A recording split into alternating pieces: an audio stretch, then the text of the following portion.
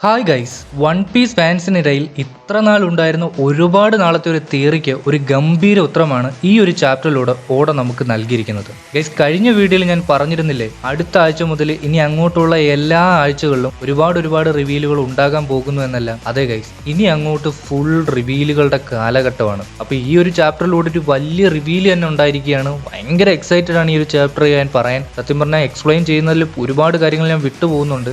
പല കാര്യങ്ങളും ചുരുക്കിക്കൊണ്ടാണ് ഞാൻ പറയുന്നത്. അതുകൊണ്ട് വീഡിയോ അവസാനം വരെ കാണാൻ ശ്രമിക്കുക.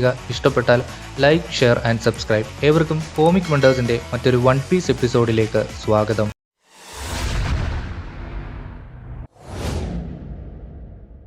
നെറോണ ഇമു ഡിസെൻസ് എന്നാണ് ഈ ചാപ്റ്ററിന്റെ പേര്, അഥവാ നെറോണ ഇമു താഴേക്ക് വരുന്നു എന്നാണ്. കവർ പേജിലായിട്ട് യമാറ്റോ, ഒട്ടാമ, എയ്സ് തുടങ്ങിയവർ ഒരു ഫീൽഡ് ട്രിപ്പിന്റെ ഭാഗമായി വൈറ്റ് ബോറുകൾ ജീവിക്കുന്ന വെറ്റ്ലാൻഡിലേക്ക് എത്തിയിരിക്കുകയാണ്. അവയുമായി സമയം ചിലവഴിക്കുന്ന മൂവരെയും കാണിച്ചുകൊണ്ടാണ് കവർ പേജ് അവസാനിക്കുന്നത്. കഴിഞ്ഞ ചാപ്റ്ററിൽ ഇമു സർഫസ് വേൾഡിലേക്ക് പോകാൻ തയ്യാറായി നിൽക്കുന്ന രംഗം വരെയായിരുന്നു ഉണ്ടായിരുന്നത്. ഈ ചാപ്റ്റർ തുടങ്ങുമ്പോൾ ഇമുവിനെ കാണിച്ചുകൊണ്ടാണ് തുടങ്ങുന്നത്. അതോറിറ്റി റൂമിൽ ഇരുന്നുകൊണ്ട് ഇമുവിനോട് സർഫസ് വേൾഡിലേക്ക് പോകരുത് എന്ന് പറയുകയാണ് ഷെപ്പേർഡ് ജൂപ്പിറ്റർ അടങ്ങുന്ന എൽഡേഴ്സ് എല്ലാവരും. ഇപ്പോൾ വാതിൽ തള്ളി തുറന്നുകൊണ്ട് അതോറിറ്റി റൂമിലേക്ക് കടന്നു വരുന്ന ഫിഗർലാൻഡിനെ കാണാം. ഭയങ്കര ദേഷ്യത്തിലാണ് പുള്ളിക്കാരൻ. മരീ ജോയ്സിൽ ഉണ്ടായിക്കൊണ്ടിരിക്കുന്ന ഫുഡിന്റെ പ്രതിസന്ധി തന്നെയാണ് ഇതിന് കാരണം. ഇപ്പോൾ ഫിഗർലാൻഡ് ഗാർലിംഗ് പറയുന്നുണ്ട്, ഒന്നിനു പുറകെ ഒന്നായി ഓരോന്ന് വന്നുകൊണ്ടിരിക്കുകയാണ് എന്നല്ല. അപ്പൊ ഇത് കേട്ടുകൊണ്ട് വാർക്കുറി പറയുന്നുണ്ട്, ഇതിനെല്ലാം കാരണക്കാരൻ ആ നീക്കയാണ്. സത്യമാണ്.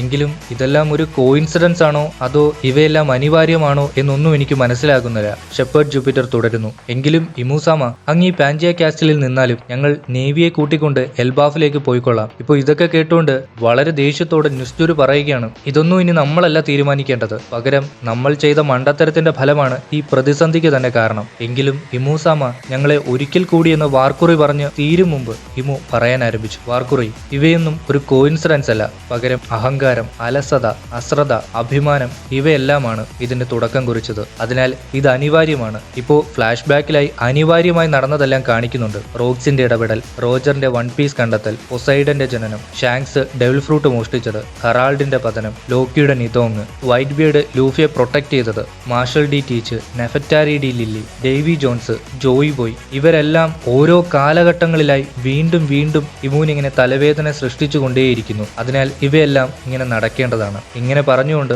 ഇമു ഹോളി ലാൻഡിൽ നിന്നും അപ്രത്യക്ഷമാവുന്നു. ഇപ്പോൾ എൽബാഫില് സോമേഴ്സിന്റെ ശരീരത്തെക്കുറിച്ച് സംസാരിച്ചുകൊണ്ടിരിക്കുകയാണ് ഹാജുറുദ്ദീനും ഗ്രൂപ്പും എല്ലാം. അവന്റെ ഹൃദയം ഇരുമ്പ് കൊണ്ടുണ്ടാക്കിയതാണെന്നെല്ലാം പറയുന്നു. ഇത് കേട്ടുകൊണ്ട് സോറോ പറയുന്നുണ്ട്, അങ്ങനെയെങ്കിൽ ഇവന്റെ ഈ ഹൃദയത്തെ ഞാൻ നശിപ്പിച്ചാൽ ഇവൻ ഒന്നിച്ചു ചേരുന്നത് നിർത്തുമല്ലോ എന്നെല്ലാം. ഇപ്പോൾ ഇത് കേട്ടുകൊണ്ട് സോമേഴ്സ്, ദൈവമേ, ഇവൻ അത് കണ്ടെത്തിയോ എന്നുള്ള രീതിയിലുള്ള എക്സ്പ്രഷൻ ഒക്കെ കൊടുക്കുന്നതായി കാണാം. വാല സ്കൂളിന്റെ ഭാഗത്തായിട്ട് ജിംബെ ചോപ്പറിനെ അന്വേഷിക്കുന്നുണ്ട്. ഉസപ്പ്, ബ്രുക്ക് തുടങ്ങിയവരെ ഹീല് ചെയ്യാൻ വേണ്ടിയിട്ടാണ് ഈ അന്വേഷണം. തൊട്ടടുത്തായി കില്ലിംഗ്ഹാം ആണെങ്കിൽ സാഞ്ചിയോട് ഭയങ്കര ദേഷ്യത്തിലാണ്. അവന്റെ ശരീരത്തെ പിടിച്ചൊരു മരത്തിൽ ഇങ്ങനെ കെട്ടിയിട്ടിരിക്കുകയാണ്. അവൻ പറയുന്നുണ്ട്, നിന്റെ പേര് ഞാൻ ഇനി ഒരിക്കലും മറക്കില്ല എന്നല്ല, അതുകൊണ്ട് നീ എന്റെ പേര് ഓർത്തു വെച്ചോന്ന്. അപ്പൊ ഇത് കേട്ടോണ്ട് സാഞ്ചി പറയുന്നുണ്ട്, ഞാൻ നിന്റെ പേര് പോലും ഓർക്കുന്നില്ല എന്നുള്ളത്. ലോക്കിയാണെങ്കിൽ ലില്ലിത്തിനോട് ചോദിക്കുന്നുണ്ട്, ആരാണ് ഈ സ്കൂള് ഇങ്ങനെ ഫ്രീസ് ചെയ്തതെന്നല്ല. ലില്ലിത്ത് പറയുന്നുണ്ട്, ഇത് മഞ്ഞൊന്നുമല്ല, പകരം തെർമൽ എനർജി അബ്സോർബ് ചെയ്തിരിക്കുകയാണ് എന്നല്ല. ഫുഡും കഴിച്ചോണ്ട് ലോക്കിയോട് ലൂഫി ചോദിക്കുന്നുണ്ട്, നീ മഞ്ഞുകട്ടയിൽ ട്രാപ്പ് ചെയ്തിരിക്കുന്ന അവൾ മരിച്ചോ എന്നൊക്കെ. ഇപ്പോ ലോക്കി ഇത് കേട്ടോണ്ട് പറയുന്നുണ്ട്, ഇതൊരു ഫ്ലാഷ് ഫ്രീസ് ആണ്, അതുകൊണ്ട്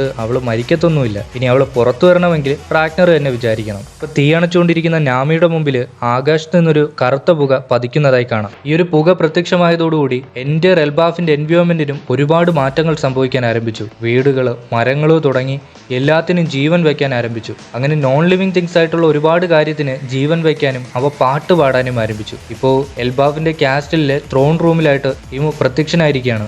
ഇമു ആണെങ്കിൽ വന്നപാടെ ചോര ഛർദ്ദിക്കുന്നതായി കാണാം. ഇപ്പൊ കില്ലിംഗ്ഹാമും സോമേഴ്സും ഒക്കെ കണ്ണും തള്ളിക്കൊണ്ട് പറയുന്നുണ്ട്, അദ്ദേഹം അങ്ങനെ അവസാനം ഇവിടെ എത്തിയോ എന്നല്ല. ഇപ്പോ കൊട്ടാരത്തിന്റെ മുകളിൽ ഒരാൾ പ്രത്യക്ഷനായത് കാണാം. ആളുകളെല്ലാം അവിടെ ആരോ ഉള്ളതായി വിളിച്ചു കൂവുന്നു. അങ്ങനെ ഒരുപാട് നാളത്തെ തിയറീസിന് ഒരു അന്ത്യം കുറിച്ചുകൊണ്ട് വേൾഡ് ഗവൺമെന്റിന്റെ ക്രിയേറ്ററും ആദ്യത്തെ 20 എബിലിറ്റികളുള്ള ഡെവിൾ ഫ്രൂട്ടിന്റെ ഉടമ, കിങ് ഓഫ് ദ വേൾഡ്, സെയിൻ നെറോന ഇമു താഴേക്ക് വന്നിരിക്കുന്നു എന്ന് പറഞ്ഞുകൊണ്ട് ചാപ്റ്റർ എൻഡ് ആവുകയാണ്. അങ്ങനെ ഒരുപാട് നാളത്തെ തിയറീസ്, തോട്ട്സ്, ഡിസ്കഷൻ ഇങ്ങനെ കലങ്ങി മറിഞ്ഞു കടന്ന ഒരു ചോദ്യത്തിന് ഒരു അന്ത്യം കുറിച്ചുകൊണ്ട് ഇമുവിന്റെ റിവീൽ ഉണ്ടായിരിക്കുകയാണ്. എനിവേ, അടുത്ത ആഴ്ച ബ്രേക്കാണ് ഗൈസ്. നിങ്ങൾക്ക് ഈ ചാപ്റ്റർ ഇഷ്ടമായോ ഇല്ലയെന്നൊക്കെ ഒന്ന് കമന്റ് ചെയ്യുക. വീഡിയോ ഇഷ്ടപ്പെട്ടാൽ ലൈക്ക്, ഷെയർ ആൻഡ് സബ്സ്ക്രൈബ്.